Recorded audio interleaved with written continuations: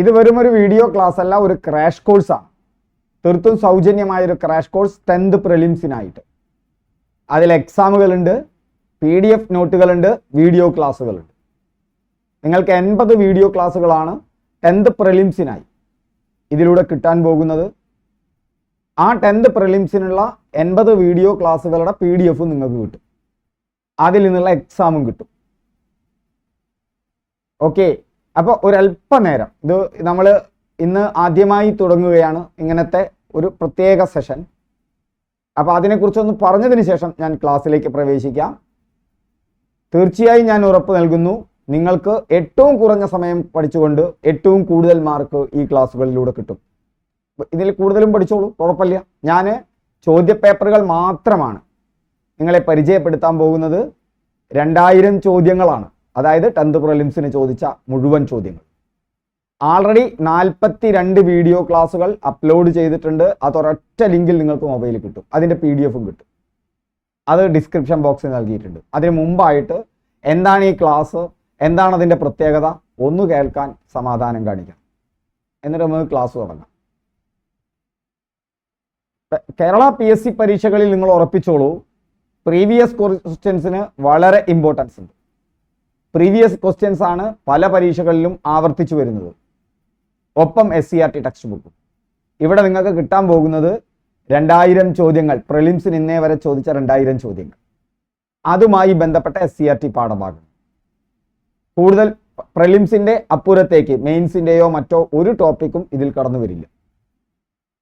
അപ്പോൾ ഇനിയുള്ള എക്സാമുകൾക്ക് നിങ്ങൾക്ക് വളരെ പെട്ടെന്ന് പ്രിപ്പയർ ചെയ്യാൻ പറ്റാവുന്ന ഒരു ഉപാധിയാണ്. നന്നായി പഠിച്ചു പോകുന്നവരെ സംബന്ധിച്ചിടത്തോളം റിവിഷനാണ് എവിടെയാണ് തകരാറ് എന്ന് കണ്ടെത്താം. ഇത് നിങ്ങൾക്ക് ഒരു മോക്ക് എക്സാം പോലെയും നിങ്ങൾക്ക് ഇതിനെ പരിഗണിക്കാം. രണ്ടാമത്, പുതുതായി പഠിച്ചു തുടങ്ങുന്നവരാണെങ്കിൽ അവർക്ക് വളരെ പെട്ടെന്ന് ഓടിയെത്താൻ പറ്റാവുന്ന ഒരു സന്ദർഭം. മധ്യത്തിൽ നിൽക്കുന്നവരാണെങ്കിൽ ഒന്നുകൂടി കാര്യങ്ങൾ ഉറപ്പിക്കാനും പഠിച്ചു പോകാത്തത് ഉറപ്പിക്കാനുമുള്ള ഒരു വഴി.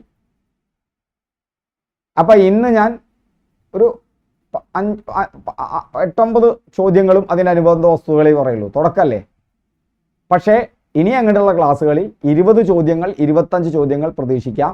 കാരണം 2023-ലെയും 24-ലെയും നമുക്കിനി 5ഓളം ക്വസ്റ്റ്യൻ പേപ്പറുകൾ ആണ് ഇനി തീർക്കാനുള്ളത്. ബാക്കി 15 എണ്ണവും തീർത്തു വെച്ചിട്ടുണ്ട്. 11 ഞാൻ ആൾറെഡി കംപ്ലീറ്റ് ആക്കി അപ്ലോഡ് ചെയ്ത് വെച്ചിട്ടുണ്ട്. ഇനി ബാക്കിയുള്ളതും കൂടി ഞാൻ ഇന്നോ നാളെയോ അല്ലെങ്കിൽ ഈ ഡിസംബർ 20-ാം തീയതിക്കുള്ളിൽ നിങ്ങൾക്ക് അവിടെ കിട്ടും. അപ്പോൾ ഈ ക്ലാസ്സുകളൊക്കെ ലഭിക്കുന്നതിന് വേണ്ടി നമ്മുടെ വാട്സപ്പ് ഗ്രൂപ്പിൽ ജോയിൻ ചെയ്യുക. വാട്സപ്പ് ഗ്രൂപ്പിൻ്റെ ലിങ്ക് താഴെ നൽകിയിട്ടുണ്ട്.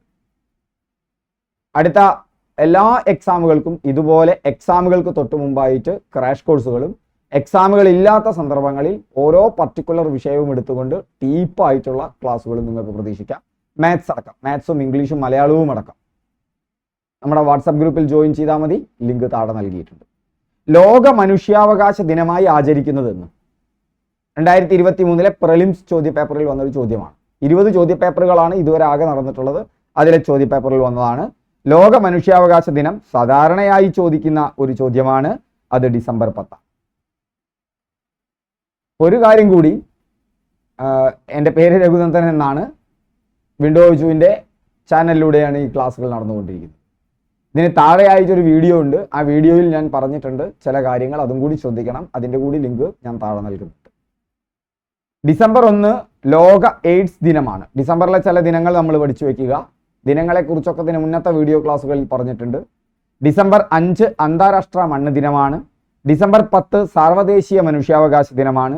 ഡിസംബർ 24 ദേശീയ ഉപഭോക്തൃ ദിനമാണ്. ദിനങ്ങളിൽ വളരെ കുറഞ്ഞ ദിനങ്ങൾ മാത്രമാണ് SCERT ടെക്സ്റ്റ് ബുക്കിലുള്ളത്. അവിടെ നമുക്ക് മുൻകാല ചോദ്യങ്ങളെ ആശ്രയിക്കണം. അപ്പോൾ ദിനങ്ങൾ എങ്ങനെ ഓർത്തു വയ്ക്കാം? ഇത്തരം ദിനങ്ങൾ ഓർത്തു വയ്ക്കുന്നതിന് നിങ്ങൾ ചെയ്യേണ്ടത്, നിങ്ങൾ ഒരു ബുക്ക് എടുക്കുക. ഇതിൻ്റെ നോട്ടൊക്കെ നിങ്ങൾ എഴുതി വെക്കുക, ഏറ്റവും ബെസ്റ്റാണ് സമയമുണ്ടെങ്കിൽ. അതുകൂടാതെ നിങ്ങളൊരു ബുക്ക് എടുക്കുക. ബുക്കിൻ്റെ ഒരു ഭാഗത്ത് ഇപ്പോൾ ഇത്തരം ദിനങ്ങൾ എഴുതി വയ്ക്കുക. ഇപ്പോൾ ലോക എയ്ഡ്സ് ദിനം, അന്താരാഷ്ട്ര മണ്ണ് ദിനം, സാർവദേശീയ മനുഷ്യാവകാശ ദിനം, ദേശീയ ഉപഭോക്തൃ ദിനം. അതിനപ്പുറത്ത് ഡിസംബർ 1, ഡിസംബർ 5, ഡിസംബർ 10, ഡിസംബർ 24 ഓരോ ചോദ്യത്തിൻ്റെയും ഉത്തരം ഒരേ പേജിൽ എഴുതരുത്. ഒരു പേജിൻ്റെ ഒരു പുറത്ത് ചോദ്യം, ഒരു പുറത്ത് ഉത്തരം. ഇനിയുള്ള ദിവസങ്ങൾ ഇത്ര ചെയ്താൽ മതി. എന്നിട്ട് ഒന്നില്ലെങ്കിൽ മൊബൈലിൽ ഇത് ടൈപ്പ് ചെയ്ത് വെക്കാം, അല്ലെങ്കിൽ അതിൻ്റെ ഫോട്ടോ എടുത്ത് വെക്കാം. അപ്പോഴും ചോദ്യവും ഉത്തരവും ഒരു സ്ഥലത്താവരുത്. കാരണം എക്സാം ഹാളിൽ നമ്മൾ കുറച്ച് പ്രഷറിലായിരിക്കും. അതിനുള്ളൊരു വഴിയാണ് ഞാൻ പറയുന്നത്. അങ്ങനെ ചെയ്തതിന് ശേഷം നിങ്ങൾ അടുക്കളയിൽ ജോലി ചെയ്യുമ്പോഴോ യാത്ര ചെയ്യുമ്പോഴോ, അതല്ല നിങ്ങൾ ഫുൾ ടൈം ഇതിനു വേണ്ടി ഇരിക്കുന്ന ഒരാളാണെങ്കിൽ ഏത് സന്ദർഭത്തിലാണെങ്കിലും ഫുൾ ടൈമിലുള്ളവർ അങ്ങനെ എടുക്കുക, അല്ലാത്തവർ ഒഴിവ് സമയങ്ങളിൽ ഇങ്ങനെ എഴുതി വെച്ച കാര്യങ്ങളുണ്ടല്ലോ, നമുക്കതിനെ ഫ്ലാഷ് കാർഡ്സ് എന്ന് വിളിക്കാം, അതെടുത്ത് നോക്കുക. ലോക എയ്ഡ്സ് ദിനം നിങ്ങളുടെ മനസ്സിൽ വരുന്നുണ്ടോ? ഡിസംബർ 1 ടിക്ക് ചെയ്യുക. അങ്ങനെ 5 പ്രാവശ്യം നിങ്ങൾക്ക് മറുപുറം നോക്കാതെ ഒരേ ദിവസം ചെയ്യരുത്. ഒരേ ദിവസം തന്നെ വ്യത്യസ്ത സമയങ്ങളിൽ ചെയ്യാം, ഒരേ സമയത്ത് ചെയ്യരുത്. അങ്ങനെ നിങ്ങൾക്ക് 5 പ്രാവശ്യം തെറ്റാതെ ഉത്തരം എഴുതാൻ പറ്റിയാൽ, തെറ്റാതെ അത് ടിക്ക് ചെയ്യാൻ പറ്റിയാൽ നിങ്ങളുടെ മനസ്സിലുണ്ടായിരിക്കും. സിമ്പിളാണ്, ഞാൻ പറയുന്നത് വലിയൊരു കാര്യമല്ല. ചെയ്തു നോക്കൂ, ഏത് പ്രയാസമുള്ള കാര്യവും നിങ്ങളുടെ മനസ്സിലെത്തും. അപ്പോൾ ലോക എയ്ഡ്സ് ദിനം ഡിസംബർ 1, അന്താരാഷ്ട്ര മണ്ണ് ദിനം ഡിസംബർ 5, സർവ്വദേശീയ മനുഷ്യാവകാശ ദിനം ഡിസംബർ 10, ദേശീയ ഉപഭോക്തൃ ദിനം ഡിസംബർ 24. ഉപ്പു സത്യാഗ്രഹം നടന്ന വർഷം ഏതാണ്? 1930 ഉപ്പു സത്യാഗ്രഹം നടക്കുന്നത്.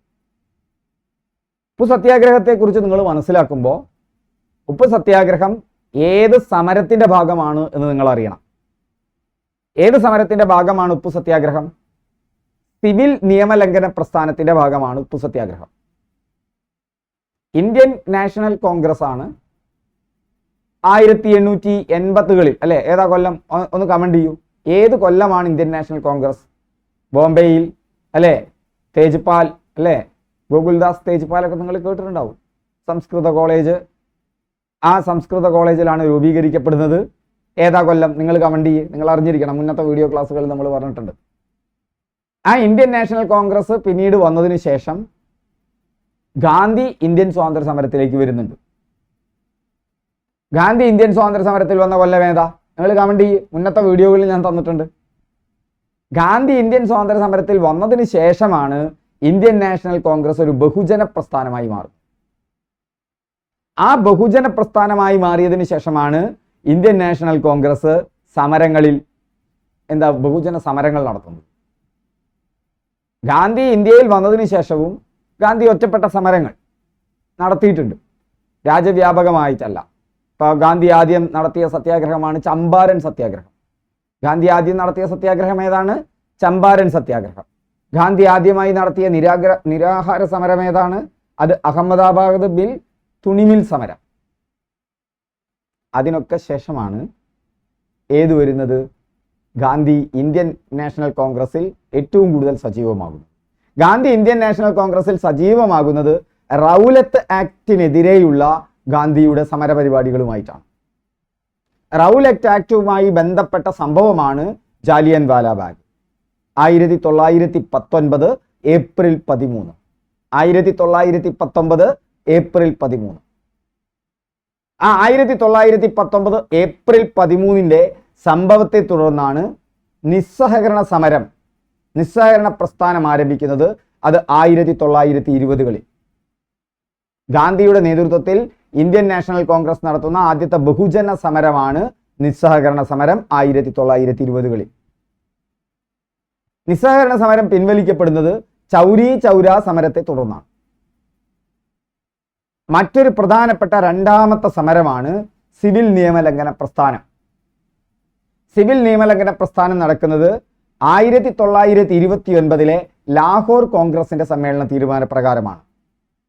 ഇങ്ങനെ കൺസെപ്റ്റ് വെച്ച് പഠിക്കണം നമ്മൾ, അപ്പോൾ നമുക്ക് ഇത് വലിയ ബുദ്ധിമുട്ടുണ്ടാവില്ല. ഇപ്പൊ ഗാന്ധി ഇന്ത്യൻ നാഷണൽ കോൺഗ്രസിൽ വരുന്നു. കൊല്ലം ഞാൻ ചോദിച്ചിട്ടുണ്ട് നിങ്ങളോട്, നിങ്ങളൊന്ന് പറയേ. അദ്ദേഹം ഇന്ത്യയിൽ വന്നിറങ്ങിയ, ദക്ഷിണാഫ്രിക്കയിൽ നിന്ന് ഇന്ത്യയിലേക്ക് വന്നിറങ്ങിയ ദിവസമാണ് പ്രവാസി ദിവസമായിട്ട് ആഘോഷിക്കുന്നത്. നിങ്ങൾ തീർച്ചയായിട്ടും യൂട്യൂബിൽ കമന്റ് ചെയ്യണം, നമുക്കത് ഗുണം ചെയ്യുള്ളൂ. ആ പ്രവാസി ദിനമായിട്ട് ആഘോഷിക്കുന്നു. എന്നിട്ടാണ് പിന്നീട് ചമ്പാരൻ സത്യാഗ്രഹവും അതുപോലെ തന്നെ അഹമ്മദാബാദ് മിൽ സമരവും ഗേദാ സത്യാഗ്രഹവും ഒക്കെ നടക്കുന്നത്. അതിനുശേഷമാണ് 1919 റൗലറ്റ് ആക്ട് വരുന്നത്. ആ റൗലറ്റ് ആക്ട് വന്ന് അതിനെതിരെയുള്ള പ്രക്ഷോഭം, അതിനെതിരെയാണ് ഗാന്ധി ഏറ്റവും കൂടുതൽ സജീവമായി കോൺഗ്രസിൽ സജീവമാകുന്നത്. ആ റൗലറ്റ് ആക്ടിനെതിരെയുള്ള പ്രതിഷേധത്തിന്റെ ഫലമായിട്ടാണ് ജാലിയൻ വാലാബാഗിൽ ഒരു ജനങ്ങളുടെ കൂട്ടം വരുന്നത്. ആ സമാധാനപരമായ കൂട്ടത്തിനെതിരെയാണ് എന്ത് ചെയ്യുന്നത്? വെടിവെക്കുന്നത്. അതാണ് ജാലിയൻ വാലാബാഗ് കൂട്ടക്കൊല 1919 ഏപ്രിൽ 13. അതിനെ തുടർന്ന് കോൺഗ്രസ് പ്രഖ്യാപിച്ച ഒരു സമരമാണ് നിസ്സഹകരണ സമരം. അതാണ് 1920കളിൽ നടക്കുന്നത്. പിന്നീട് തുടർന്ന് ചൗരി ചൗര സംഭവത്തെ തുടർന്ന് അത് പിൻവലിക്കുന്നു. പിന്നീട് വലിയൊരു മാസ് മൂവ്മെന്റ് ഉണ്ടാവുന്നതാണ് ലാഹോർ കോൺഗ്രസ് സമ്മേളനത്തിന്റെ ഭാഗമായി തീരുമാനിച്ച നിയമലംഘന പ്രസ്ഥാനം. 1929 ലാഹോറിൽ കോൺഗ്രസ് സമ്മേളനം നടക്കുന്നത്. ആ ലാഹോർ കോൺഗ്രസ് സമ്മേളനത്തിന് ഒട്ടനവധി പ്രത്യേകതകളുണ്ട്. അതിൻ്റെ അധ്യക്ഷൻ ജവഹർലാൽ നെഹ്റു ആണ്. അതിനേക്കാൾ വലിയ പ്രത്യേകത, ആ സമ്മേളനത്തിൽ വെച്ചാണ് പൂർണ്ണ സ്വരാജ്, എന്താണത്? പറയൂ, എന്നോടൊപ്പം പറയൂ. നമ്മളൊരു ഓഫ്ലൈൻ ക്ലാസ്സിലാണ്. എന്താണ് അതിൻ്റെ പേര്? പൂർണ്ണ സ്വരാജ്. ഏതാ സമ്മേളനം? ലാഹോർ സമ്മേളനം. ഏതാ കൊല്ലം? 1929. 1929 ലാഹോർ കോൺഗ്രസ് സമ്മേളനം. നിങ്ങൾ മനസ്സിൽ പറയ്, നിങ്ങളുടെ ചെവിയിൽ കേൾക്കണം, ശ്രദ്ധിച്ചിരിക്കും. 1929 ലാഹോർ കോൺഗ്രസ് സമ്മേളനം. ആ ലാഹോർ കോൺഗ്രസ് സമ്മേളനത്തിൽ പൂർണ്ണ സ്വരാജ് പാസ്സാക്കുകയാണ്. ഇന്ത്യക്ക് പൂർണ്ണ സ്വാതന്ത്ര്യം വേണമെന്നാണ് അർത്ഥം. എന്നാൽ നിങ്ങൾ ഓർക്കണം, ഈ സ്വരാജിനെ നിങ്ങൾ തെറ്റിദ്ധരിച്ചു പോകാനുള്ള ഒരു കാര്യമുണ്ട്. സ്വദേശി പ്രസ്ഥാനം. സ്വരാജ് വേറെ, സ്വദേശി പ്രസ്ഥാനം വേറെ. സ്വദേശി പ്രസ്ഥാനം വരുന്നത് ഗാന്ധി ഇന്ത്യൻ നാഷണൽ കോൺഗ്രസിൽ വരുന്നതിന് മുമ്പാണ്. 1905 എന്നാണത്? 1905. എന്താ 1905ന്റെ പ്രത്യേകത? ബംഗാൾ വിഭജിക്കപ്പെട്ടു. എന്തിനാണ് ബംഗാൾ വിഭജിച്ചത്? ഇന്ത്യയിൽ ഹിന്ദു മുസ്ലിം ഐക്യമുണ്ടാവരുത്. ആരാണ് വിഭജിച്ചത്? ബ്രിട്ടീഷുകാരാണ് വിഭജിച്ചത്. എന്തിനാണ് വിഭജിച്ചത്? ഇന്ത്യയിൽ ദേശീയ പ്രസ്ഥാനം ശക്തമായി വരികയാണ്. ബ്രിട്ടീഷുകാർക്കെതിരെയുള്ള എതിർപ്പ് കൂടി വരികയാണ്. അതിലെ ദേശീയ പ്രസ്ഥാനത്തിലെ നേതാക്കന്മാരിൽ ബഹുഭൂരിപക്ഷവും ബംഗാളിലാണ്. അതുകൊണ്ട് തന്നെ ഇന്ത്യൻ ദേശീയതയുടെ നഴ്സറി എന്നറിയപ്പെടുന്നത് ബംഗാളാണ്. ദേശീയത വളർന്നു വരുന്നു. നേതാക്കന്മാരിൽ ബഹുഭൂരിപക്ഷവും എവിടെയാണ്? ബംഗാളിലാണ്. അതുകൊണ്ട് ദേശീയതയുടെ നഴ്സറി, ഇന്ത്യൻ ദേശീയതയുടെ നഴ്സറി എന്നറിയപ്പെടുന്ന ഏതാണ്? ബംഗാളാണ്. ആ ബംഗാളിനെ ഹിന്ദു ഭൂരിപക്ഷമുള്ള ബംഗാളെന്നും മുസ്ലിം ഭൂരിപക്ഷമുള്ള ബംഗാളെന്നും ആക്കാൻ തീരുമാനിക്കുന്നു. അങ്ങനെ ആക്കുന്നു. പക്ഷേ അതിനെ ദേശീയ നേതാക്കൾ എതിർക്കുന്നു. എന്തുകൊണ്ടാണ് ബംഗാളിനെ രണ്ടാക്കി വിഭജിക്കാൻ കാരണം? അവിടെയാണ് ദേശീയ പ്രസ്ഥാനത്തിന് ശക്തി കൂടി വരുന്നത്. ആ 1905 ബംഗാൾ വിഭജനത്തിന്റെ ഭാഗമായി അതിനെതിരെ ചെറുക്കാനുള്ള ഒരു പ്രതിഷേധ സമരമായിരുന്നു സ്വദേശി പ്രസ്ഥാനം. അതും 1905 തന്നെ. ആലോചിക്കുക, അത് സ്വദേശി, ഇത് സ്വരാജ്. അന്ന് ഗാന്ധി ഇല്ല, ഇന്ന് ഗാന്ധി ഉണ്ട്. ക്ലിയർ ആവുന്നുണ്ടല്ലോ? രണ്ട് കാലഘട്ടങ്ങളാണ്. അപ്പൊ 1930 1920 നിസ്സഹകരണ സമരം, അതുമായി ബന്ധപ്പെട്ട് ചൗരി ചൗര സംഭവം. 1929 ലാഹോർ കോൺഗ്രസ് സമ്മേളനം. അതിനെ തുടർന്ന് 1930 ഗാന്ധിയുടെ നേതൃത്വത്തിൽ നിസ്സഹകരണ സമരം നടത്താൻ തീരുമാനിക്കുന്നു. PSC ചോദിച്ചിട്ടുണ്ട് സൂക്ഷ്മമായി പ്രസ്താവന ടൈപ്പിൽ. ജവഹർലാൽ നെഹ്റുവിന്റെ നേതൃത്വത്തിൽ നിസ്സഹകരണ സമരം നടത്താൻ തീരുമാനിച്ചു. അല്ല, ഗാന്ധിയുടെ നേതൃത്വത്തിൽ. സിവിൽ നിയമലംഘന പ്രസ്ഥാനം, നിസ്സഹകരണ പ്രസ്ഥാനം എന്നുള്ളതിനെക്കാളും സിവിൽ നിയമലംഘന പ്രസ്ഥാനം. 1929 കോൺഗ്രസ് സമ്മേളനം. എവിടത്തെ കോൺഗ്രസ് സമ്മേളനം? ലാഹോറിലെ കോൺഗ്രസ് സമ്മേളനം. ഓക്കെ, അത് മാത്രമല്ല, ചില പ്രത്യേകതകൾ നോക്കിക്കോളൂ. ഇതിനൊക്കെ PDF നിങ്ങൾക്ക് കിട്ടും. കോൺഗ്രസിന്റെ ലാഹോർ സമ്മേളനവുമായി ഇപ്പൊ നോക്കൂ, 1929 സമ്മേളനം നടന്നത് ലാഹോറിലാണ് അല്ലേ? കോൺഗ്രസിന്റെ ലാഹോർ സമ്മേളനവുമായി ബന്ധപ്പെട്ട് ശരിയല്ലാത്ത പ്രസ്താവന ഏത്? PSC ചോദിച്ചതാ. ലക്ഷ്യം പൂർണ്ണ സ്വരാജ് എന്ന് പ്രഖ്യാപിച്ചു. ഗാന്ധിജി കോൺഗ്രസിന്റെ പ്രസിഡന്റായി. തെറ്റ. ഗാന്ധിജി കോൺഗ്രസിന്റെ പ്രസിഡന്റ് ആകുന്നത് ബെൽഗാം സമ്മേളനത്തിലാണ്. ഗാന്ധിജിയുടെ അരയിലൊരു ക്ലോക്ക് ഉണ്ടായിരുന്നല്ലോ, അത് ബെല്ലടിക്കുന്നു വിചാരിച്ചാൽ മതി. ബെൽഗാം സമ്മേളനത്തിലാണ് ഗാന്ധിജി കോൺഗ്രസിന്റെ അധ്യക്ഷനാകുന്നത്. സിവിൽ നിയമലംഘന പ്രസ്ഥാനം തുടങ്ങാൻ തീരുമാനിച്ചു. ആരുടെ നേതൃത്വത്തിൽ? ഗാന്ധിജിയുടെ നേതൃത്വത്തിൽ. ഈ ലാഹോർ സമ്മേളന സ്വാതന്ത്ര്യ പ്രഖ്യാപനത്തെ തുടർന്ന് സ്വാതന്ത്ര്യത്തിന്റെ സ്മരണാർത്ഥം ത്രിവർണ പതാക ആദ്യമായിട്ട് ഉയർത്തുകയാണ്. ത്രിവർണ പതാക അതിന് മുന്നേ ഉയർത്തുന്നുണ്ട്, നമുക്ക് മുന്നത്തെ ക്ലാസ്സിൽ ഞാൻ പറഞ്ഞിട്ടുണ്ട്, നീട്ടിക്കൊണ്ടുപോകണില്ല. അത് 1929 ഡിസംബർ 31 അർദ്ധരാത്രിയിൽ ലാഹോറിൽ രവി നദിയുടെ തീരത്താണ്. അപ്പോ ലാഹോർ രവി നദിയുടെ തീരത്താണ്. നിങ്ങൾക്ക് കിട്ടിയില്ലേ? 1929 ഡിസംബർ 31 ഡിസംബർ 31 അർദ്ധരാത്രിയിൽ ആ ത്രിവർണ പതാക ഉയർത്തുന്നത് ജവഹർലാൽ നെഹ്റുവാണ്. 1929 സമ്മേളനത്തിൽ മറ്റൊരു കാര്യം സംഭവിക്കുന്നുണ്ട്. പിന്നീടുള്ള വർഷങ്ങളിൽ ജനുവരി 26 നമ്മുടെ സ്വാതന്ത്ര്യ ദിനമായിട്ട് ആഘോഷിക്കാനായിട്ട് തീരുമാനിക്കുകയാണ്. അപ്പം അടുത്ത വർഷം ഏതാ? 1930 ജനുവരി 26 പൂർണ്ണ സ്വരാജ് പ്രഖ്യാപനത്തെ തുടർന്ന് ഇന്ത്യയുടെ ആദ്യത്തെ സ്വാതന്ത്ര്യ ദിനമായി ആഘോഷിച്ചു. അതുകൊണ്ടാണ് പിന്നീട് 1950 ജനുവരി 26 ഭരണഘടന നിലവിൽ വന്നപ്പോൾ, ഭരണഘടന നിലവിൽ വരുന്നത് 1950 ജനുവരി 26 ആ ഭരണഘടന നിലവിൽ വന്ന ദിനത്തെയാണ് നമ്മൾ റിപ്പബ്ലിക് ഡേ എന്ന് പറയുന്നത്. എന്തുകൊണ്ട് അതിനെ റിപ്പബ്ലിക് ഡേ എന്ന് പറയുന്നു? ഭരണഘടന പ്രകാരം ഇന്ത്യക്ക് തെരഞ്ഞെടുക്കപ്പെട്ട ഒരു രാഷ്ട്രത്തലവൻ വരികയാണ്. തെരഞ്ഞെടുക്കപ്പെട്ട രാഷ്ട്രത്തലവൻ വരുന്ന സംവിധാനത്തെയാണ് റിപ്പബ്ലിക് എന്ന് പറയുന്നത്. കുറച്ചു വെപ്പിച്ചോളൂ, തെരഞ്ഞെടുക്കപ്പെട്ട രാഷ്ട്രത്തലവനുള്ള സംവിധാനത്തെയാണ് റിപ്പബ്ലിക് എന്ന് പറയുന്നത്. ഇന്ത്യ ഒരു റിപ്പബ്ലിക്കാണ്. ഇന്ത്യയുടെ രാഷ്ട്രപതി ജനങ്ങളാൽ തെരഞ്ഞെടുക്കപ്പെടുന്ന ഒരാളാണ്. ബ്രിട്ടൻ റിപ്പബ്ലിക് അല്ല, ബ്രിട്ടൻ ജനാധിപത്യ രാജ്യമാണ്. പക്ഷേ ബ്രിട്ടന്റെ മറ്റേ നേതാവ് എന്ന് പറയുന്നത്, രാഷ്ട്രത്തലവൻ എന്ന് പറയുന്നത് അവിടുത്തെ രാജകുടുംബത്തിൽപ്പെട്ടവരാണ്, രാജ്ഞിയാണ്. അതുകൊണ്ട് ബ്രിട്ടൻ റിപ്പബ്ലിക് അല്ല. പക്ഷെ ബ്രിട്ടൻ ജനാധിപത്യ രാജ്യമാണ്. പാർലമെന്റ് ഉണ്ട്, മറ്റു സവിശേഷതകളുണ്ട്. അതിനെക്കുറിച്ചൊക്കെ നമുക്ക് പിന്നീട് പറയാം. അപ്പൊ ജനുവരി 26 റിപ്പബ്ലിക് ഡേ ആണ്. 1950 ജനുവരി 26. പക്ഷെ ഒപ്പം ഓർക്കണം, ഭരണഘടനാ നിർമ്മാണ സഭ ഭരണഘടന അംഗീകരിക്കുന്നത് ജനുവരി 26 അത് 1949 നവംബർ 26 ഏതാ കൊല്ലം? 1949 നവംബർ 26. എത്ര കൊല്ലം? 2 മാസം മുമ്പേ, ജനുവരി 26 2 മാസം മുമ്പെയാണ് ഭരണഘടനാ നിർമ്മാണ സഭ ഭരണഘടന അംഗീകരിക്കുന്നത്. ആ നവംബർ 26 ഭരണഘടനാ ദിനം അഥവാ നിയമദിനമായിട്ട് ആഘോഷിക്കുന്നത്. ആ നവംബർ 26 ഏത് ദിനമായിട്ട് ആഘോഷിക്കുന്നത്? ഭരണഘടനാ ദിനം അഥവാ നിയമദിനമായിട്ട് ആഘോഷിക്കുന്നത്. അപ്പോ ജനുവരി 26 ഈ ഓർമ്മയ്ക്കാണ്. ഈ സിവിൽ നിയമലംഘന പ്രസ്ഥാനത്തിന്റെ ഭാഗമായാണ് ഗാന്ധി ഉപ്പു സത്യാഗ്രഹം നടത്തിയത്. ഉപ്പിന് നികുതി ഉണ്ടായിരുന്നു. ആ നികുതി കൊടുക്കാതെ ഞാൻ ഉപ്പ് കുറുക്കും എന്ന് പ്രഖ്യാപിച്ചുകൊണ്ടാണ് ഗാന്ധി ദണ്ഡി കടപ്പുറത്തേക്ക് പോയത്. ദണ്ഡി കടപ്പുറത്ത് വെച്ചാണ് ഉപ്പ് കുറുക്കിയത്. അങ്ങനെയാണ് നിയമലംഘന പ്രസ്ഥാനം ആരംഭിച്ചത്. എന്നാണ് നിയമലംഘന പ്രക്ഷോഭം ആരംഭിച്ചത്?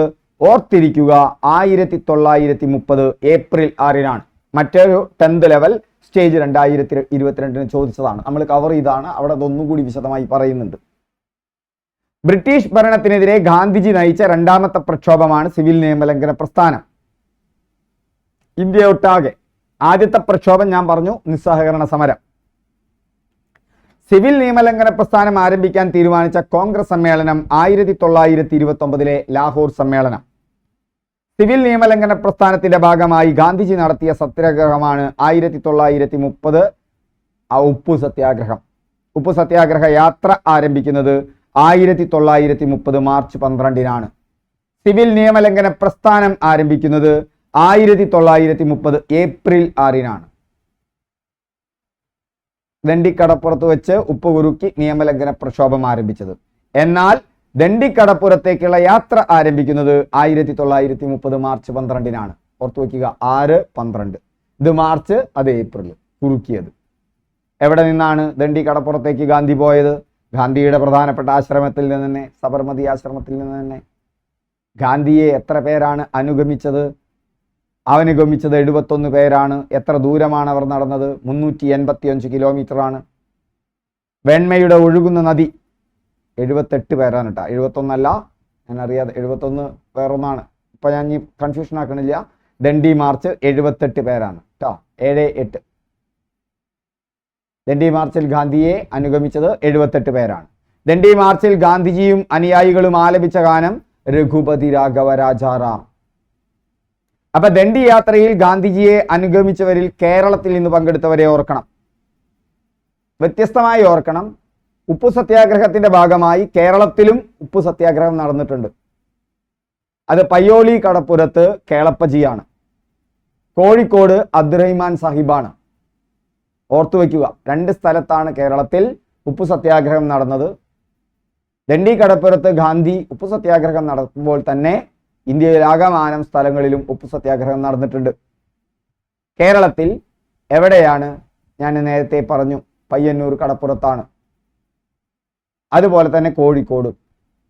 കേരളത്തിലെ പ്രധാന സമരം പയ്യന്നൂരാണ്. അതിന് നേതൃത്വം നൽകിയത് കെ കേളപ്പനാണ്. എന്നാൽ കോഴിക്കോട് നേതൃത്വം നൽകിയത് അബ്ദുറഹിമാൻ സാഹിബാണ്. നിങ്ങൾ ഓർക്കുക, എന്നാൽ ഗാന്ധിയോടൊപ്പം ഉപ്പു സത്യാഗ്രഹത്തിന് പങ്കെടുത്ത മലയാളികളുണ്ട്. C Krishnan Nair, Sankaran Ezhuthachan, Raghavan Poduval, Titus. ഗാന്ധിയോടൊപ്പം ഉപ്പു സത്യാഗ്രഹത്തിന് പങ്കെടുത്ത ആളുകൾ ആരൊക്കെയാണ്? C Krishnan Nair, Sankaran Ezhuthachan, Raghavan Poduval, Titus. ഗാന്ധിജി ദണ്ഡി കടപ്പുറത്ത് എത്തിച്ചേർന്നത് 1930 ഏപ്രിൽ 5-നാണ്. 1930 മാർച്ച് 12-നാണ് യാത്ര ആരംഭിക്കുന്നത്. സബർമതി ആശ്രമത്തിൽ നിന്നാണ് യാത്ര ആരംഭിക്കുന്നത്. ഗാന്ധിയോടൊപ്പം 78 പേരാണ് എന്തിൽ പങ്കെടുത്തത്? അദ്ദേഹത്തെ അനുഗമിച്ചത്. അതിൽ മലയാളികളുമുണ്ട്. അവർ ദണ്ഡി കടപ്പുറത്തെത്തുന്നത് 1930 ഏപ്രിൽ 5-നാണ്. ഉപ്പ് കുറുക്കുന്നത് 1930 ഏപ്രിൽ 6-നാണ്. മനുഷ്യൻ ആദ്യമായി ഉപയോഗിച്ച ലോഹമേത്? ചെമ്പ്. വിശദമായി ഞാൻ ഒരു ക്ലാസ്സിൽ പറഞ്ഞിട്ടുണ്ട്. ഇത് നമ്മുടെ സിലബസിന് പുറത്തു നിന്ന് വന്നൊരു ചോദ്യമാണെന്ന് കരുതണ്ട. ഇത് SCERT ടെക്സ്റ്റ് ബുക്കിൽ UP പാഠഭാഗങ്ങളിലുള്ളതാണ്. മാത്രമല്ല ഈ ഭാഗം തന്നെ എവിടെയും വരുന്നുണ്ട്. ഈ ഭാഗം തന്നെ വരുന്നുണ്ട് നമ്മുടെ തുല്യതാ പരീക്ഷയുടെ ടെക്സ്റ്റ് ബുക്കിൽ. അത് ഞാൻ ഒരു ക്ലാസ്സിൽ വിശദമായി പറഞ്ഞിട്ടുണ്ട്. 2 തവണ പറഞ്ഞിട്ടുണ്ട്. ഇനിയും ചിലത് ആവർത്തിക്കും കേട്ടോ. ഭൂമിയെക്കുറിച്ചുള്ള ശരിയായ പ്രസ്താവനകളേവ? അപ്പൊ ചെമ്പാണ് കേട്ടോ അവിടെ. അതിൻ്റെ ഉത്തരം ഞാൻ പറഞ്ഞില്ല തോന്നുന്നു. ചെമ്പാണ് മനുഷ്യൻ ആദ്യമായി ഉപയോഗിച്ച ലോഹം. ഭൂമിയെക്കുറിച്ചുള്ള ശരിയായ പ്രസ്താവനകളേവ? അത് ബഹിരാകാശത്ത് നിന്ന് നോക്കുമ്പോൾ ഭൂമിക്ക് നീല നിറമാണ്. ഓർത്തു വയ്ക്കുക, ബഹിരാകാശത്ത് നിന്ന് നോക്കുമ്പോൾ ഭൂമിക്ക് നീല നിറമാണ്. ഓക്കെ. അടുത്തത് ജീവൻ നിലനിൽക്കുന്നതായി കണ്ടെത്തിയിട്ടുള്ള ഏക ഗ്രഹമാണ്. ഇതുവരെ സൂചനകളുണ്ട് ചിലത്, പക്ഷേ 100% ഉറപ്പില്ല. ജീവൻ നിലനിൽക്കുന്ന ഏക ഗ്രഹം നമ്മുടെ അറിവിൽപ്പെട്ടിടത്തോളം നമ്മുടെ ഭൂമി മാത്രമാണ്.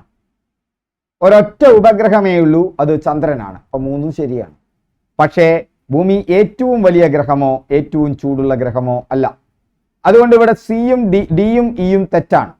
എയും ബിയും സിയുമാണ് ശരി. അതുകൊണ്ട് ഓപ്ഷൻ ഡി ആണ് ശരി.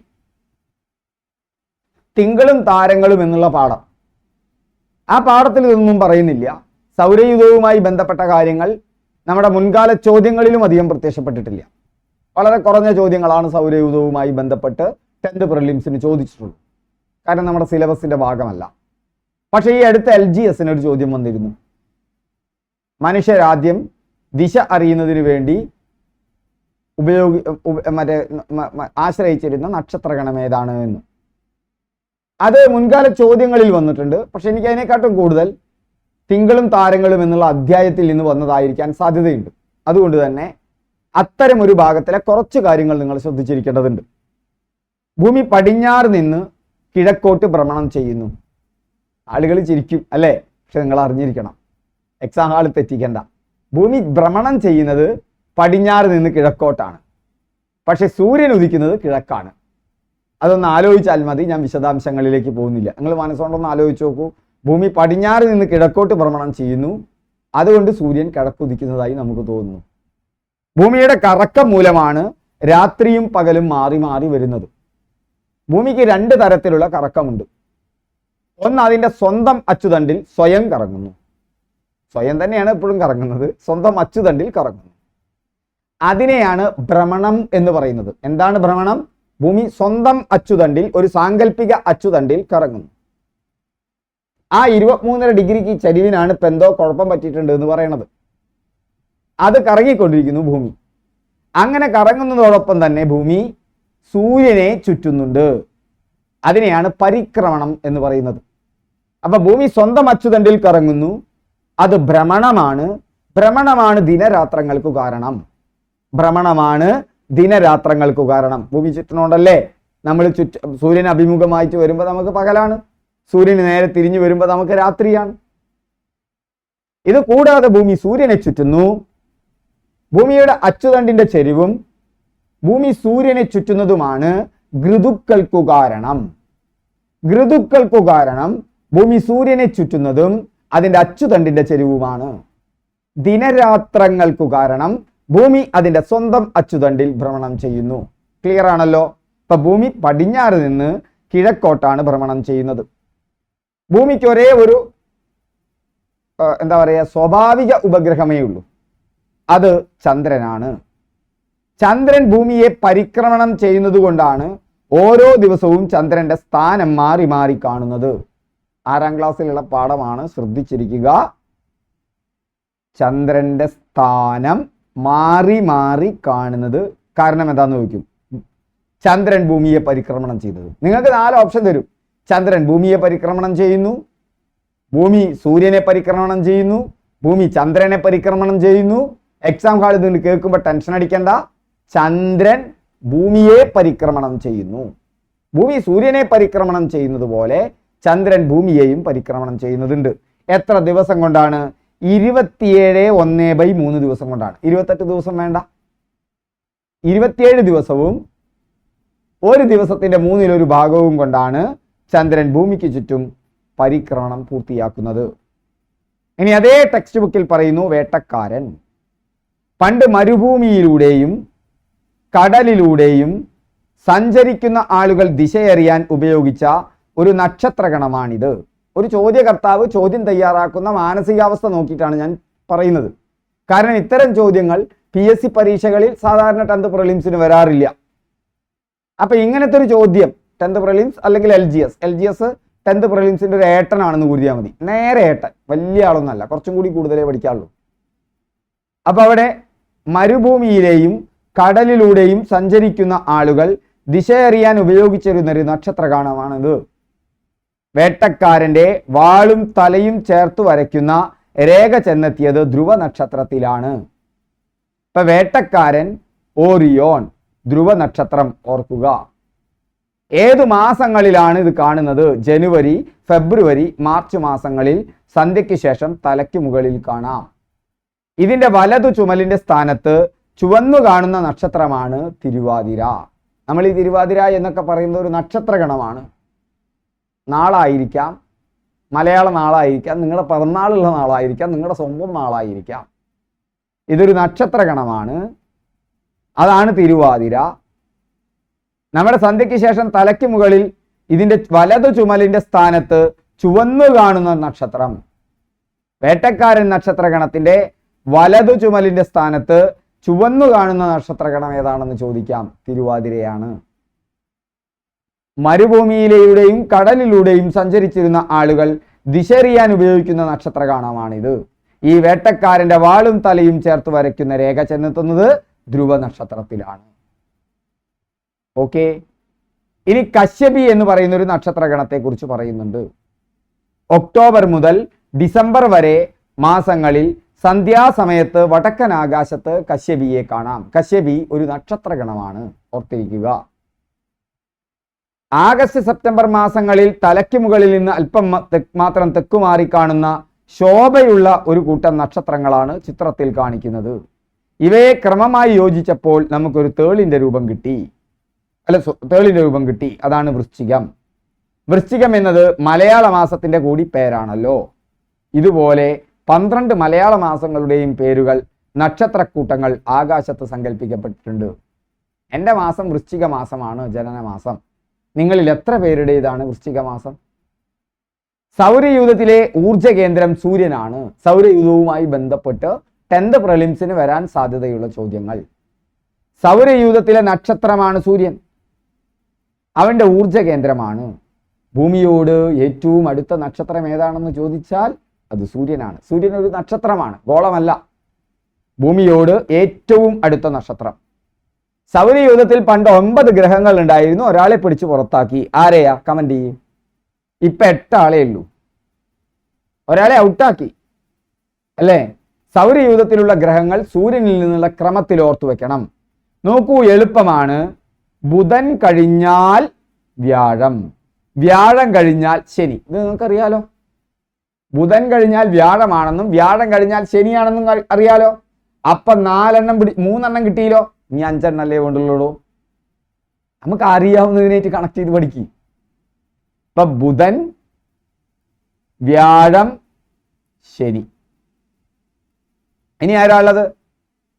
ഇനിയുള്ളത് ഭൂമിയെക്കുറിച്ച് ആലോചിക്കുമ്പോൾ ഭൂമി 3ാമത്തെ സ്ഥാനത്താണ്. ഭൂമി എത്രാമത്തെ സ്ഥാനത്താണ്? 3ാമത്തെ സ്ഥാനത്താണ്. അപ്പൊ ബുധനായി, ഭൂമിയായി, വ്യാഴമായി, ശനിയായി. ഏറ്റവും അവസാനമുള്ള ആളുകൾ യുറാനസും നെപ്റ്റ്യൂണുമാണ്. മലയാളത്തിൽ കേൾക്കുമ്പോൾ നമുക്കൊരു മലയാള പദം ഇല്ലാത്ത 2 രണ്ടിനും നമ്മൾ യുറാനസ്, നെപ്റ്റ്യൂൺ. അപ്പൊ അവിടെ ആയോ? യുറാനസും നെപ്റ്റ്യൂൺ അവസാനമായോ?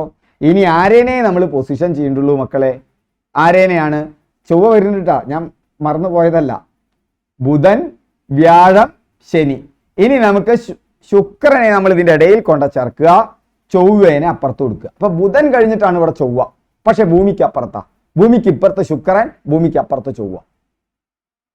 അപ്പൊ ബുധനായി, ശുക്രനായി, ഭൂമിയായി, ചൊവ്വയായി, വ്യാഴമായി, ശനിയായി, യുറാനസായി, നെപ്റ്റ്യൂണായി. സൂര്യൻ ഏറ്റവും അടുത്ത ഗ്രഹം ബുധൻ, ഏറ്റവും അകലെയുള്ള ഗ്രഹം നെപ്റ്റ്യൂൺ. അത് കഴിഞ്ഞില്ലേ? ഗ്രഹങ്ങളെ വലിപ്പക്രമത്തിൽ എഴുതുമ്പോഴോ ഏറ്റവും വലിയ ഗ്രഹം വ്യാഴമാണ്. ഏറ്റവും ചെറിയ ഗ്രഹം സൂര്യൻ അടുത്ത് കിടക്കുന്ന ബുധൻ തന്നെ. ഏറ്റവും വലിയ ഗ്രഹം വ്യാഴമാണ്, പക്ഷേ ഏറ്റവും ചെറിയ ഗ്രഹം സൂര്യൻ അടുത്ത് കിടക്കുന്ന ബുധൻ തന്നെ. ഓക്കെ, സൗരയൂഥത്തിലെ ഏറ്റവും ചെറിയ ഗ്രഹം ബുധനാണ്. അത് സൂര്യന്റെ ഏറ്റവും അടുത്തുമാണ്. ഏറ്റവും ചൂടേറിയ ഗ്രഹമാണ് ശുക്രൻ. സൂര്യന്റെ അടുത്ത് കിടക്കുന്ന ബുധനല്ല. ശരിക്കും അങ്ങനെയാ വേണ്ടത് അല്ലെ നമ്മൾ വിചാരിക്കുമ്പോൾ. പക്ഷെ ആ ബുധൻ കഴിഞ്ഞ് പിന്നാരാ വരുന്നത്? ഭൂമിയുടെ അപ്പുറത്ത് ശുക്രൻ, അപ്പുറത്ത് ചൊവ്വയാണ്. അപ്പൊ ഭൂമിയുടെ ഏറ്റവും അടുത്തുള്ള സൂര്യന്റെ ഏറ്റവും അടുത്തുള്ള ബുധനല്ല ഏറ്റവും ചൂടേറിയത്. ബുധൻ കഴിഞ്ഞിട്ടുള്ള ശുക്രനാണ്. സൂര്യൻ കഴിഞ്ഞാൽ ഭൂമിയോട് ഏറ്റവും അടുത്തുള്ള നക്ഷത്രം പ്രോക്സിമ സെന്റോറിയാണ്. പ്രോക്സിമ സെന്റോറി കേൾക്കുന്നുണ്ടല്ലോ? സൂര്യൻ കഴിഞ്ഞാൽ, സൂര്യനാണ് ഭൂമിയുടെ ഏറ്റവും അടുത്തുള്ള നക്ഷത്രം. സൂര്യൻ കഴിഞ്ഞാൽ പ്രോക്സിമ, ഏറ്റവും അടുത്തുള്ളത് പ്രോക്സിമ സെന്റോറി. ഓർത്തു വെക്കുക. അത് കഴിഞ്ഞാൽ ആൽഫ സെന്റോറി. ഈ പ്രോക്സിമ സെന്റോറി ഓർത്തു വെച്ചാൽ മതി. ഞാൻ മെയിൻസിന്റെ നോട്ട് എടുത്തുമ്പോൾ അറിയാതെ പോയതാണ്. പ്രഭാത നക്ഷത്രം, പ്രദോഷ നക്ഷത്രം എന്നിയൊക്കെ പേരിൽ അറിയപ്പെടുന്നത് ശുക്രനാണ്. ചൂടനാണ്, ചൂട് കൂടിയ ഗ്രഹമാണ്. ഭൂമിയുടെ ഏറ്റവും അടുത്തുള്ള ഗ്രഹമാണ് ശുക്രൻ. ചുവന്ന ഗ്രഹം ചൊവ്വയാണ്. നീലഗ്രഹം ഭൂമിയാണെങ്കിൽ, നീല നിറത്തിലാണ് ഭൂമിയെ കാണപ്പെടുക എന്ന് പറഞ്ഞില്ലേ? നീലഗ്രഹം ഭൂമിയാണെങ്കിൽ ചുവന്ന ഗ്രഹം ചൊവ്വയാണ്. ചൊവ്വ എന്തുകൊണ്ട് ചുവന്നിരിക്കുന്നു? ഇരുമ്പിന്റെ സാന്നിധ്യമാണ്. അതുകൊണ്ട് തന്നെ തുരുമ്പിച്ച ഗ്രഹമാണ്. അപ്പൊ ചുവന്നിട്ടാണ് ചൊവ്വ, അതിലതിൻ്റെ ഇരുമ്പിന്റെ സാന്നിധ്യമാണ്. തുരുമ്പിച്ച ഗ്രഹം എന്നറിയപ്പെടുന്നതും ചൊവ്വയാണ്. സൗരയൂഥത്തിലെ ഏറ്റവും വലിയ ഗ്രഹം വ്യാഴം. സൗരയൂഥത്തിലെ ഏറ്റവും വലിയ ഉപഗ്രഹം, ഗ്രഹമല്ലട്ടാ, ഉപഗ്രഹമാണ് ഗാനിമീഡ്. സൗരയൂഥത്തിലെ ഏറ്റവും വലിയ ഉപഗ്രഹം ഏതാണ്? ഗാനിമീഡാണ്. അതുപോലെ ശനിക്ക് ആകർഷകമായ വലയങ്ങളുള്ള ഗ്രഹമാണ് ശനി. ഓർത്തു വയ്ക്കുക. സൂര്യനിൽ നിന്ന് അകലെ സ്ഥിതി ചെയ്യുന്നത് നെപ്റ്റ്യൂൺ. നിശബ്ദ താഴ്വര എന്നറിയപ്പെടുന്ന സൈലന്റ് വാലി ഏത് ജില്ലയിലാണ്? നിശബ്ദ താഴ്വര എന്നറിയപ്പെടുന്ന സൈലന്റ് വാലി പാലക്കാട് ജില്ലയിലാണ്. സൈലന്റ് വാലി ഒരു ദേശീയോദ്യാനമാണ്. കേരളത്തിൽ 5 ദേശീയോദ്യാനങ്ങളാണ് PSC കണക്കിൽ. യഥാർത്ഥത്തിൽ 6 ദേശീയോദ്യാനങ്ങളുണ്ട്. ദേശീയോദ്യാനങ്ങളെ കുറിച്ച് പറയുന്നതിൽ ഒരു വീഡിയോ ക്ലാസ്സിൽ ഞാനത് പറയുന്നുണ്ട്. അപ്പൊ 5 ദേശീയോദ്യാനങ്ങളാണ് PSC ഉത്തരപ്രകാരം. അത് എഴുതുക. ആ ദേശീയോദ്യാനങ്ങളിൽ ഒരേ ഒരു ദേശീയോദ്യാനം മാത്രമാണ് ഇടുക്കി ജില്ലയ്ക്ക് പുറത്തുള്ളത്. ബാക്കി എല്ലാ ദേശീയോദ്യാനങ്ങളും ഇടുക്കിയിലാണ്. ഏറ്റവും കൂടുതൽ വനമുള്ളത് ഇടുക്കിയിലാണ്. ഏറ്റവും വലിയ ജില്ല ഇടുക്കിയാണ്. ഏറ്റവും കൂടുതൽ വൈദ്യുത പദ്ധതികളുള്ള ജില്ല ഇടുക്കിയാണ്. ഏറ്റവും വലിയ ജില്ല ഇടുക്കിയാണ്. ഏറ്റവും കുറഞ്ഞ ജനസാന്ദ്രതയുള്ള ജില്ലയും ഇടുക്കിയാണ്. ഏറ്റവും കുറഞ്ഞ ജനസാന്ദ്രതയുള്ളതും ഒരു ചതുരശ്ര കിലോമീറ്ററിൽ എത്ര ആളുകൾ സ്ഥിതി ചെയ്യുന്നു എന്നുള്ളതാണ് ജനസാന്ദ്രത എന്ന് പറയുന്നത്. ജനസാന്ദ്രത കുറഞ്ഞ ജില്ല ഇടുക്കിയാണ്. ഏറ്റവും വലിയ ജില്ല ഇടുക്കിയാണ്. ഇടുക്കിയിലാണ് ഏറ്റവും കൂടുതൽ വനമുള്ളത്. ഇടുക്കിയിലാണ് ഏറ്റവും കൂടുതൽ വൈദ്യുത പദ്ധതികളുള്ളത്. ഇടുക്കിയിലാണ് ഏറ്റവും കൂടുതൽ ദേശീയോദ്യാനങ്ങളുമുള്ളത്. ഒരേ ഒരു ദേശീയോദ്യാനമാണ് ഇടുക്കി ജില്ലയ്ക്ക് പുറത്തുള്ളത്. ഇപ്പം അടുത്ത കാലത്ത് മലപ്പുറത്ത് ഭാഗമായി ഒരു ദേശീയോദ്യാനം പ്രഖ്യാപനം വരാൻ പോകുന്നുണ്ട്. അപ്പം നമുക്ക് പഠിക്കാം. ഇപ്പോൾ 4 ദേശീയോദ്യാനങ്ങളും ഇടുക്കിയിലാണ്. ഇരവികുളവും പെരിയാറും മതികെട്ടാൻ ചോലയും ആനമുടി ചോലയും പാമ്പാടും ചോലയും. ഓർത്തു വയ്ക്കാൻ ഉറപ്പാണ്. മതികെട്ടാൻ, ആനമുടി, പാമ്പാടും അതൊക്കെ ചോലയാണ്. പിന്നെ ഒരു പെരിയാറും, പിന്നെ silent Valley Palakkad. Silent Valley ഏത് വർഷം നിലവിൽ വന്നു എന്നൊരു ചോദ്യം വരാറുണ്ട്. 1984 മണ്ണാർക്കാടിനടുത്താണ് പാലക്കാട് മണ്ണാർക്കാടിനടുത്താണ് സ്ഥിതി ചെയ്യുന്നത്. കേരളത്തിലെ ഏക നിത്യഹരിത മഴക്കാടാണ്. ഇനിയുടെ പ്രത്യേകത, കുന്തിപ്പുഴ ഒഴുകുന്ന നദിയാണ്. ചിവീടുകളില്ലാത്ത സ്ഥലമാണ്. സിംഹവാലൻ കുരങ്ങില്ലാത്ത കാണപ്പെടുന്ന സ്ഥലമാണ്. വെടിപ്ലാവുകൾ കാരണമാണ് അവിടെ സിംഹവാലൻ കുരങ്ങ് കാണുന്നത്. ഇതൊക്കെ 10th പ്രിലിംസിന് ചോദിച്ചിട്ടുണ്ട്. PSC പല ചോദ്യങ്ങളിലും ചോദിച്ചിട്ടുണ്ട്. ഇടുക്കി ജില്ലയിൽപ്പെടാത്ത കേരളത്തിലെ ഏക ദേശീയോദ്യാനം സൈലന്റ് വാലിയെ ദേശീയോദ്യാനമായി പ്രഖ്യാപിച്ച വർഷം ചോദിച്ചിട്ടുണ്ട്. 84 ഇന്ദിരാഗാന്ധിയാണ് പ്രഖ്യാപിച്ചത്. ഈ അടുത്തിടക്കം ചോദിച്ചിട്ടുണ്ട്. സൈലന്റ് വാലി ദേശീയോദ്യാനം ഉദ്ഘാടനം ചെയ്ത പ്രധാനമന്ത്രി ആര്? അത് രാജീവ് ഗാന്ധിയാണ്. അതും കൂടി ഓർത്തു വെച്ചോ. പ്രഖ്യാപനം നടത്തിയത് ഇന്ദിരാഗാന്ധിയും ഉദ്ഘാടനം ചെയ്തത് രാജീവ് ഗാന്ധിയുമാണ്. സൈലന്റ് വാലി സ്ഥിതി ചെയ്യുന്നത് മണ്ണാർക്കാടാണ്. അതിലൂടെ ഒഴുകുന്ന നദി കുന്തിപ്പുഴയാണ്. സൈലന്റ് വാലിയിൽ നിന്ന് ഉത്ഭവിക്കുന്ന നദിയാണ് തൂതപ്പുഴ ഭാരതപ്പുഴയുടെ പോഷക നദിയാണ്. വംശനാശം സംഭവിക്കുന്ന സിംഹവാലൻ കുരങ്ങുകൾ കാണപ്പെടുന്ന ദേശീയോദ്യാനമാണ് സൈലന്റ് വാലി.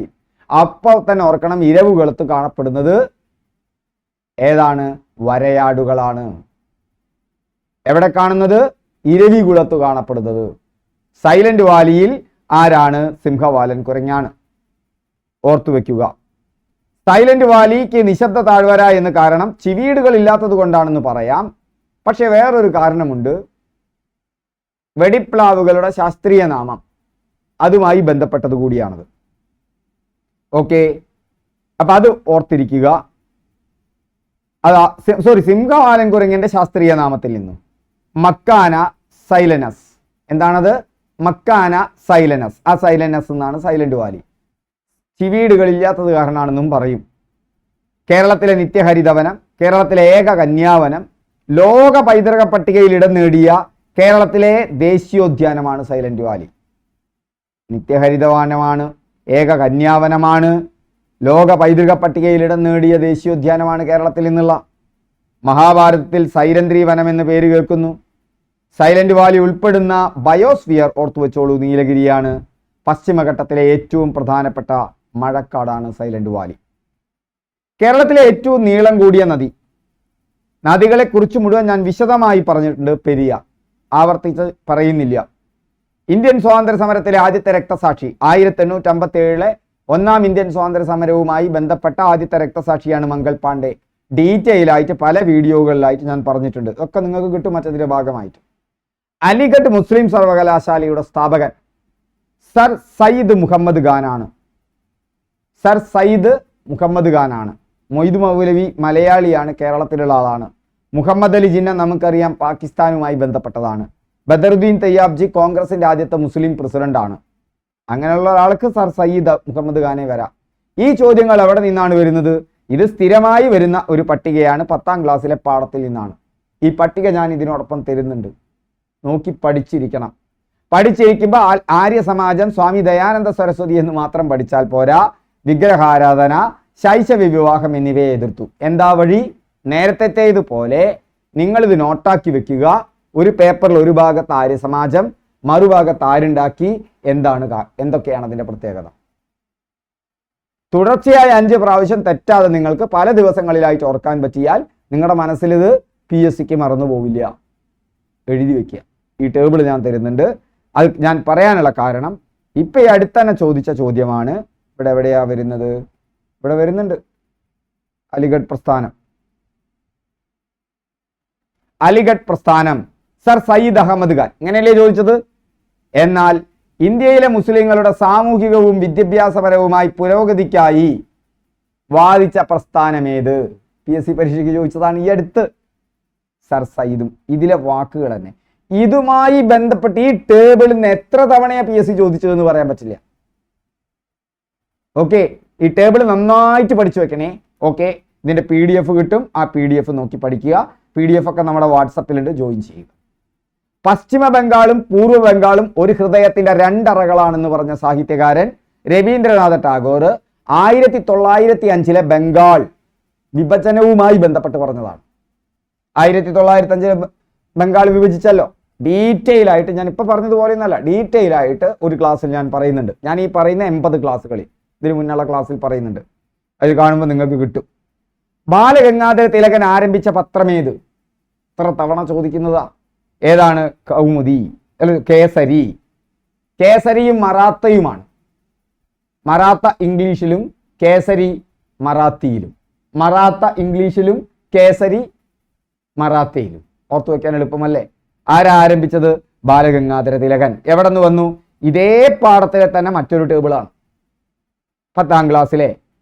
അതിൽ പറയുന്നുണ്ട് എവിടെയൊക്കെയാ? ഇവിടെ പറയുന്നുണ്ട് ബാലഗംഗാധര തിലകനാണോ? നോക്കൂ, കേസരി മറാത്ത ബാലഗംഗാധര തിലക്. അല്ലാതെ നിങ്ങൾ ലോകത്തുള്ള മുഴുവൻ പുസ്തകങ്ങളും പഠിച്ചെടുക്കണ്ട. ഇതിന്റെ സോഴ്സാണ് ഞാൻ ഈ കാണിച്ചു തരുന്നത്. അത് നിങ്ങൾ ഈ 80 വീഡിയോയിൽ പോകുമ്പോൾ നിങ്ങൾക്ക് മനസ്സിലാവും എവിടുന്നാണ് ഈ ചോദ്യങ്ങൾ വരുന്നതെന്ന്.